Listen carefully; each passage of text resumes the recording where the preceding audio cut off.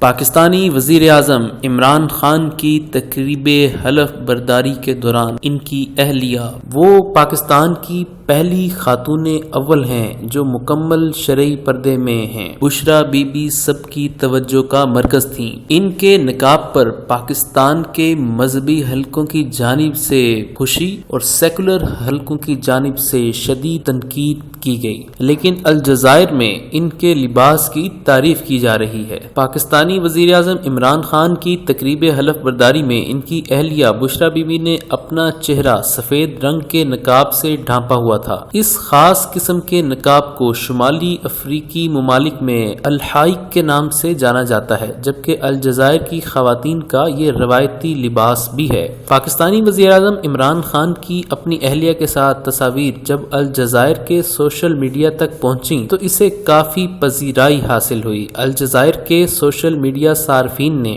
اس بات پر خوشی کا اظہار کیا کہ پاکستانی وزیر اعظم کی اہلیہ نے تقریب حلف برداری کے دوران ان کا روایتی لباس پہن رکھا تھا۔ الحائق ہلکے سفید رنگ کا ایک مکمل لباس ہے جو عمومی طور پر اون یا پھر ریشم کا بنایا جاتا ہے، جبکہ آنکھوں کے علاوہ چہرے کو ڈھانپنے کے لیے سفید رنگ کا ایک الگ کپڑا استعمال کیا جاتا ہے۔ الجزائر میں عرب نشریاتی ادارے الجزیرہ کے نمائندے خاتم نے اس حوالے سے لکھا ہے کہ الجزائر کی خواتین کا روایتی لباس جسے برسوں پہلے پہننے کی روایت ختم ہو گئی تھی، اب عمران خان کی تقریب حلف برداری میں نظر آیا۔ پاکستانی وزیر اعظم کی اہلیہ نے الجرین لباس پہن رکھا تھا۔ اسی طرح الجزائر میں کئی سوشل میڈیا صارفین نے ان علاقوں کی تفصیلات بھی فراہم کی جہاں ابھی تک یہ لباس تیار کیا جاتا ہے۔ ماضی میں الجزائر کی زیادہ تر خواتین گھر سے نکلنے کے وقت الحائق ہی پہنا کرتی تھیں۔ نشریاتی ادارے عربیہ کے مطابق 80 کی دہائی کے اواخر اور 90 کی دہائی کے آغاز میں الحائق الجزائر سے غائب ہونا شروع ہو گیا تھا۔ سیاسی،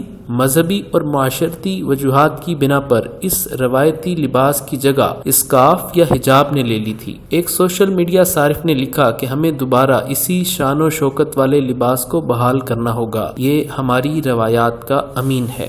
ویڈیو کے نیچے سبسکرائب کے بٹن پر کلک کریں، بیل کے آئیکن پر کلک کیجیے تاکہ ہر نئی ویڈیو کی نوٹیفیکیشن آپ کو مل جائے۔